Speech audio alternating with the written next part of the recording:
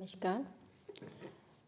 हम भारतीय राजनीतिक व्यवस्था में भारतीय संविधान के अंतर मूल अधिकारों की स्थिति और उनका अध्ययन करेंगे। भारतीय संविधान का जब निर्माण हुआ था 24 मार्च 1946 को कैबिनेट मिशन दिल्ली पहुंचा और 16 मई 1946 को कैबिनेट योजना आई, जिसमें स्वीकार किया गया कि एक संविधान सभा बननी चाहिए जिसमें कुल मिलाकर 389 सदस्य होंगे। उस समय जो प्रांत थे उनमें 10 लाख की आबादी पर एक सीट निर्धारित की गई थी, जिसमें कि 292 सीटों प्रांतों को दी गई। 4 सीटें कमिश्नर के क्षेत्र को दे दी गई थी और बाकी जो सीटें थी 93 वो रियासतों को दी गई। कमिश्नर के 4 क्षेत्र बताए गए थे, जिसमें दिल्ली, अजमेर, कुर्ग और मेरवाड़ा थे। 9 दिसंबर 1946 को संविधान सभा की बैठक शुरू हुई थी। डॉक्टर सच्चिदानंद सिन्हा को इसका अस्थायी सदस्य चुना गया। उन्होंने सभी सदस्यों को शपथ दिलाई, लेकिन उसमें बाद में 11 दिसंबर 1946 को डॉक्टर राजेंद्र प्रसाद को स्थायी अध्यक्ष बनाया गया। 13 दिसंबर 1946 को पंडित जवाहरलाल नेहरू ने उद्देश्य प्रस्ताव रखा, जिसमें संविधान के मुख्य बिंदु दिए गए थे। इस पर चर्चा हुई तथा 22 दिसंबर 1946 को यह प्रस्ताव पास हो गया। इसके बाद संविधान सभा ने अपना कार्य रोक दिया था तथा संविधान सभा के 100 सदस्य कम हो गए थे क्योंकि वे पाकिस्तान चले गए थे। तो विधानसभा ने अपना काम शुरू किया। 7 सदस्यों की प्रारूप समिति का गठन किया गया, जिसका अध्यक्ष डॉक्टर भीमराव अम्बेडकर को चुना गया, जिन्होंने संविधान का प्रारूप तैयार किया। उसमें धाराओं पर चर्चा की गई और ये पास हो गया। 26 नवंबर 1949 को संविधान पूरी तरह से पास हो गया था। उसके कुछ अनुच्छेद उसी दिन से लागू भी हो गए थे, लेकिन पूरा संविधान 26 जनवरी 1950 को ही लागू हुआ। इसे हम अपना गणतंत्र कहते हैं। संविधान का जो पिता है वो किसी एक व्यक्ति को नहीं होना चाहिए, किसी नेता के नाम पर नहीं लिया जा सकता। जैसा कि स्टालिन का संविधान है, चीन में माओ का संविधान है, लेकिन बाद में देखते हैं कि वास्तव में ये एक समूह के तैयार करके व्यक्त किया गया है, जैसे नेहरू, पटेल, राजेंद्र प्रसाद, मौलाना आजाद, डॉक्टर भीमराव अम्बेडकर इत्यादि। भारत के प्रोफेसर के जो भीमराव अमेरिका के जॉन ऑस्टिन इस बात की पुष्टि करते हैं कि एक विचार यह भी है कि भारतीय संविधान को बनाने में डॉक्टर अम्बेडकर ने बहुत काम किया, इसलिए कुछ लोग डॉक्टर अम्बेडकर को संविधान का पिता मानते हैं। संविधान की मौलिकता हमारे संविधान निर्माताओं ने बहुत से अन्य देशों के संविधान से सीखी, और इसलिए आरोप लगाया जाता है कि इस संविधान में मौलिकता का अभाव है। इंग्लैंड से संसदीय शासन प्रणाली, कनाडा से संघात्मक व्यवस्था, अमेरिका से सर्वोच्च न्यायालय, न्यायिक पुनर्वलोकन, आयरलैंड से नीति निर्देशक तत्व को लिया गया, इसलिए संविधान को इधर उधर से ली गई सामग्री का पिता कहते हैं। लेकिन ये आरोप गलत है, क्योंकि संविधान निर्माता ने अन्य देशों से जो सामग्री ली, जो नमूना बनाया, वो बिल्कुल मौलिक है। उन्हें आँख मीच के दूसरों का अनुकरण नहीं किया, बड़ी सावधानी से भिन्न भिन्न तत्वों को मिलाया। उन्होंने एक विचित्र तरीके का संविधान बनाया है। संविधान की जो विचारधारा है वो हर संविधान किसी न किसी विचारधारा का हिस्सा होता है। जैसे 1987 अमेरिका ने अपना संविधान बनाया, 1861 में कनाडा ने, 1900 में ऑस्ट्रेलिया ने तथा 1946 में जापान ने, 1949 में जर्मनी ने अपना संविधान बनाया। ये सभी एक उदारवादी विचारधारा पर टिके हैं। लेकिन 1936 में रूस का स्टालिन का संविधान, 1954 में चाइना में माओ का संविधान साम्यवादी विचारधारा पर टिके हैं। किंतु हमारा संविधान किसी विचारधारा पर नहीं टिका है, क्योंकि नेहरू ब्रिटिश समाजवाद के विश्वास करते थे, इसलिए उनके कुछ समाजवादी अंश भी उनमें देखे जा सकते हैं, लेकिन सामान्यतः एक भाग उदारवादी विचारधारा पर टिका हुआ है। आश्चर्य की बात है कि संविधान में गांधीवादी सूत्रों को जगह नहीं दी गई है, जबकि कुछ लोग इसकी मांग कर रहे थे।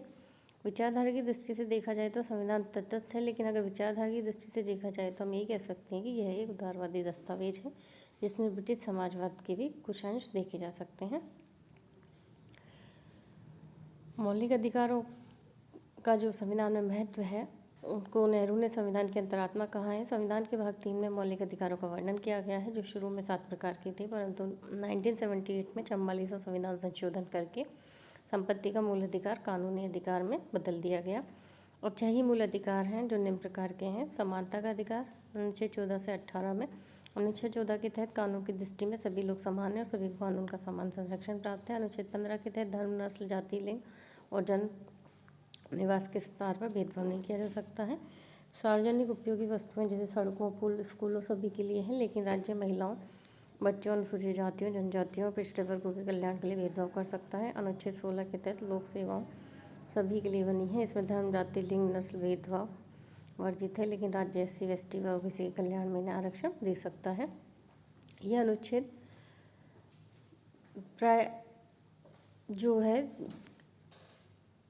उच्चतम न्यायालय में मालानी जो केस है में निर्णय दिया था कि प्राप्त का अर्थ है कुल पर्याप्त स्थानों से 50% से अधिक आरक्षण नहीं होगा। अनुच्छेद 17 के तहत भी छुआछूत का निषेध किया गया। अनुच्छेद 18 के तहत ब्रिटिश सरकार द्वारा दी गई उपाधि समाप्त कर दी गई, लेकिन अब राज्य सेना शिक्षा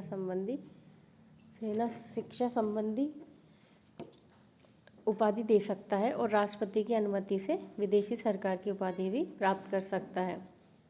स्वतंत्रता का अधिकार 19 से 22 तक है। अनुच्छेद 19 के तहत सभी नागरिकों को 6 प्रकार की स्वतंत्रता प्राप्त है। इसे विचार, अभिव्यक्ति, प्रेस की स्वतंत्रता का अधिकार है। शांतिपूर्ण निशस्त्र सभा एवं सम्मेलन की स्वतंत्रता है। संघ व समुदाय बनाने की स्वतंत्रता है। देश में अबाध विचरण की स्वतंत्रता है। देश के किसी भाग में निवास की स्वतंत्रता है। व्यापार या कारोबार की स्वतंत्रता है, लेकिन ये स्वतंत्रता प्रतिबंधित नहीं है और इसलिए राज्य उन पर संकट काल के अंदर प्रतिबंध लगा सकता है, जिसे देश की एकता, अखंडता व सुरक्षा के संदर्भ में, क्योंकि ये स्वतंत्रताएं बिल्कुल निर्बाधित नहीं है। अनुच्छेद 20 के अनुसार यदि किसी व्यक्ति को पकड़ा जाता है तो उस पर उसी कानून के अनुसार कार्यवाही होगी जो उस समय लागू थी। एक अपराधी को एक अपराध के लिए एक से अधिक बार दंड नहीं दिया जा सकता। अनुच्छेद 21 के अनुसार जब तक कानून की क्रियाकल्प नहीं किया जाता तब तक उसकी स्वतंत्रता व उसके जीवन के अधिकार से वंचित नहीं किया जा सकता। अनुच्छेद 22 के तहत यदि किसी व्यक्ति को पकड़ा जाए तो उसे 24 घंटे के भीतर मजिस्ट्रेट के सामने उपस्थित करना होता है। इच्छित व्यक्ति को वकील करने का अधिकार भी होता है। शोषण के विरुद्ध अधिकार भी 23 से 24 के अंतर्गत है। अनुच्छेद 23 के तहत किसी व्यक्ति को आप बेगार नहीं लिया जा सकता मौलिक कार्यों के लिए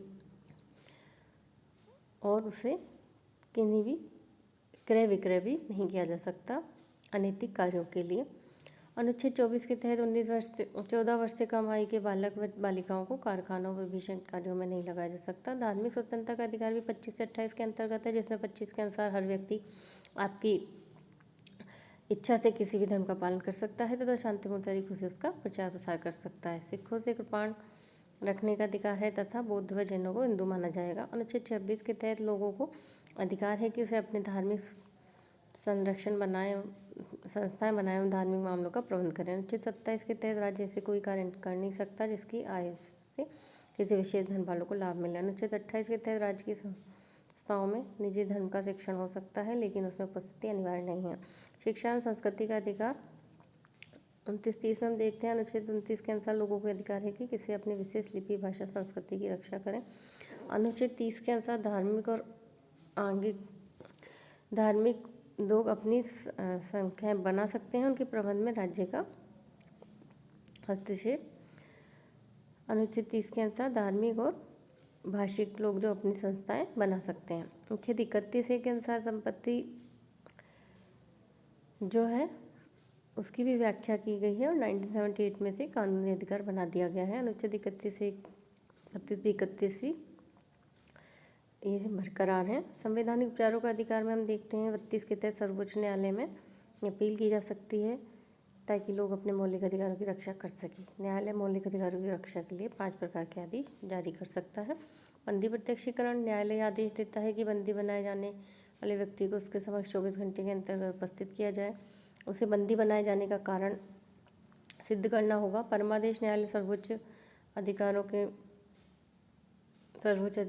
जो है तुरंत करने का आदेश देता है कि उसे प्रमुखता से किया जाए। प्रतिषेध लेना, न्यायालय आदेश भी दे सकता है कि प्रमुख कार्य को तुरंत कीजिए। अधिकार परीक्षा, न्यायालय पूछताछ भी कर सकता है कि उसमें प्रमुख नियुक्तियाँ किस आधार पर की गई है पदोन्नति। उत्प्रेषण लेख में उच्च न्यायालय किसी मुकदमे को भी कार्यवाही को एक न्यायालय से दूसरे न्यायालय में भेज सकता है। कानूनी सम्मतता व सामाजिक न्याय में जब देखिए 26 जनवरी 1950 को हमारा संविधान लागू हुआ। उस समय डॉक्टर अम्बेडकर ने टिप्पणी की कि आज हम अंतर्विधुरी दुनिया में प्रवेश कर रहे हैं। एक और कानून की समानता है, लेकिन दूसरी ओर से देश में जो है सामाजिक समानता नहीं है। जाति, नस्ल, रोग के आधार पर समाज में ऊंच नीची भावना जैसी है, यहाँ तक कि असंगता भी फैली हुई है। लेकिन अगर हम मौलिक अधिकारों की गहराई से अध्ययन करें तो हम देखेंगे कि सारे संविधान निर्माताओं ने समानता के सिद्धांत को सामाजिक न्याय के सिद्धांत के साथ मिलाने का प्रयास किया है। अनुच्छेद 14 के अनुसार कानून की दृष्टि में सभी समान है। अनुच्छेद 15 के अनुसार धर्म लिंग के आधार पर भी भेदभाव जो है वो वर्जित है। अनुच्छेद 16 के तहत सभी के लिए लोक सेवाएं खुली हुई हैं, लेकिन इसमें साथ ही सामाजिक न्याय के समाधान भी है। उदाहरण के लिए 15(3) में 15(4) में दिया गया है कि राज्य SC/ST व ओबीसी कल्याण के खातिर भेदभाव कर सकता है। अनुच्छेद 16(4) में दिया गया है कि SC/ST व ओबीसी को लोक सेवा में आरक्षण दिया जा सकता है। 17 के तहत छूआछूत, इसमें कोई जो है आधार पर भेदभाव नहीं किया जा सकता। आरक्षण का सिद्धांत समानता के सिद्धांत का उल्लंघन करता है। ऐसा लगता है कि संविधान अंतर्विरोध से भरा पड़ा है, लेकिन भारत की स्थिति यहाँ पर हमने देखा कि कुछ जातियाँ पिछड़ी हुई है, शोषण का दमन का शिकार है, इसलिए सामाजिक न्याय कहता है कि उन वर्गों से ऊपर उठाया जाए। इसलिए उन वर्गों को सामाजिक समानता की धारा में लाने के लिए आरक्षण व्यवस्था अपनाई गई है। उसे सकारात्मक क्रिया ही कहते हैं। ये व्यवस्था कुछ समय के लिए है, जब इसका लक्ष्य पूरा हो जाएगा तो इसे हटा दिया जाएगा। सर्वोच्च न्यायालय ने इस व्यवस्था को अपने कई मुकदमों में उपयुक्त भी ठहराया है। 1963 में बालाजी केस में कहा गया कि आरक्षण निश्चित स्थान के 50% नीचे होगा। हाल ही में भारत सरकार ने सामाजिक न्याय के लिए कुछ नए प्रयास किए। 1975 में 77वां संशोधन आया, जिसमें कहा गया कि राज्य SC/ST के लोगों को सेवा में दोन्नति के लिए आरक्षण का लाभ देगा। सन 2000 में 81वां संविधान संशोधन में कहा गया कि पिछले साल की रिक्तियों को नई रिक्तियों में जोड़ा जाता है तो नई रिक्तियाँ 50% से कम आरक्षित हो सकती है। यही रिक्तियों पर सर्वोच्च न्यायालय की बाध्यता लागू नहीं होगी। सन 2000 का 82वां संशोधन कहता है कि अनुच्छेद 335 के अनुसार राज्य SC/ST के लिए परीक्षाओं में समय योग्यता न्यूनतम रखेगा, लेकिन इस संशोधन में कहा गया है कि राज्य उस सीमा को किसी भी सीमा तक नीचे उतार सकता है। अनुच्छेद 21 में कानून द्वारा निर्धारित प्रक्रियाओं के द्वारा ही किसी की प्राणदेह स्वतंत्रता का जो अधिकार है, उसमें कहा गया है कि विधि द्वारा स्थापित प्रक्रिया से ही उसको छीना जा सकता है। संसद जो कानून बनाती है सर्वोच्च है, इसलिए उन पर कोई प्रतिबंध नहीं लगा सकते। जो कानून में लिखा है उसी के आधार पर न्यायालय जो है वो कार्य करता है। न्यायालय यदि किसी कानून को संविधान की प्रक्रियाओं के संविधान की धाराओं के विरुद्ध मानता है तो उसको पुनरावलोकन का भी अधिकार है। न्यायालय स्वयं निर्णय लेता है कि वह कानूनी प्रक्रिया उचित है या नहीं है। ये कहा जाता है कि इंग्लैंड में संसद की प्रमुखता है तो अमेरिका में न्यायालय का अधिनायकवाद है। भारतीय संविधान के अनुच्छेद 21 में लिखा गया है कि न्यायिक काम द्वारा निर्धारित प्रक्रिया का पालन करें। इसका पालन करने के दोषी को शारीरिक, मानसिक या आर्थिक दंड दिया जा सकता है। लेकिन अनुच्छेद 13(2) में कहा गया है कि हमारे देश में ऐसा कोई कानून नहीं चल सकता जो मौलिक अधिकारों का हनन करे, इसलिए न्यायिक समीक्षा शक्ति है। इसी प्रकार हमारा न्यायालय ब्रिटिश न्यायालय की तरह कमजोर नहीं है। मेनका गांधी केस 1978 में सर्वोच्च न्यायालय ने निर्णय दिया कि हम इसमें दो व्यवस्थाओं के बीच कोई अंतर कर सकते हैं। अगर कानून द्वारा निर्धारित प्रक्रिया अनुचित या उचित हो या न्यायालय उसको रद्द कर सकता है। अनुच्छेद 22 में निवारक निरोध है। अगर किसी व्यक्ति पर यह संदेह है कि आतंकवादी है तो उसे बंदी बनाकर रखा जा सकता है। अनुच्छेद 22 में दिया गया है कि राज्य निवारक निरोध कानून बना सकता है। अगर किसी व्यक्ति को उस कानून के तहत नजरबंद रखा जा सकता है। अगर व्यक्ति निर्देश है कि उसे कोई दंड नहीं दिया जाएगा, इस निवारक निरोध कानून कहते हैं। वह भी यदि किसी व्यक्ति को निवारक निरोध की प्रक्रिया में माने, उस पर पहले मुकदमा चले, फिर न्यायालय उसे सजा सुनाए, तब उसे निवारक निरोध रणनीति में बदल दिया जाएगा। मौलिक अधिकारों पर कुछ प्रतिबंध भी हैं। हमारे मौलिक अधिकारों और उन पर लगे प्रतिबंधों में कहा गया है कि संविधान ने हमें एक साथ मौलिक अधिकार दिए हैं तो दूसरे हाथ से छीन भी लिए गए। इसका अर्थ ये है कि हमारे मौलिक अधिकारों पर इतने अधिक प्रतिबंध लगे हुए हैं कि उनका वास्तव में महत्व समाप्त हो गया है। उदाहरण जैसे अनुच्छेद 15 में कहा गया कि नस्ल जाति के आधार पर भेदभाव नहीं किया जा सकता, लेकिन अनुच्छेद 15(4) में महिलाओं, बच्चों व अनुसूचित जाति तथा अनुसूचित जनजाति के कल्याण में भेदभाव करती है। ये व्यवस्था अनुच्छेद 16(4) के तहत की गई है, लेकिन ये व्यवस्था भी की गई है कि राज्य इन स्वतंत्रताओं पर उचित प्रतिबंध लगा सकता है। जैसे भारत में एकता, अखंडता व सुरक्षा और देश हित में इन पर प्रतिबंध लगाए जा सकते हैं। वास्तव में कोई भी अधिकार प्राकृतिक अधिकार नहीं है, अर्थात देश के समाज के हित में हर मौलिक अधिकार को प्रतिबंधित किया जा सकता है। यह शक्ति उच्च न्यायालय व सर्वोच्च न्यायालय को ही दी गई है। इसकी आलोचना भी की जाती है कि मूल अधिकारों की जो है मुख्य 3 कमियां हैं। हमारे संविधान में समाजवादी प्रकृति के मौलिक अधिकार नहीं हैं, जैसे काम का अधिकार, विश्राम का अधिकार। हमारे मौलिक अधिकार अंतर्विरोध से भरे हुए हैं, इसलिए लगता है कि एक हाथ से मौलिक अधिकार दिए गए हैं तो दूसरे हाथ से छीन लिए गए हैं। जैसे कि राज्य अनुच्छेद 20 व 21 को छोड़कर किसी भी सीमा तक प्रतिबंध लगा सकता है। सबसे बड़ा दोष यह है कि अधिकार स्थायी नहीं है। उनको अनुच्छेद 359 में कहा गया है कि राष्ट्रपति संकट में निलंबित भी किया जा सकता है, लेकिन अनुच्छेद 20 व 21 को छोड़कर। इस प्रकार हम मौलिक अधिकारों के बारे में देखते हैं कि मौलिक अधिकारों को उनकी उपयोगिता के आधार पर स्थापित किया गया है। धन्यवाद।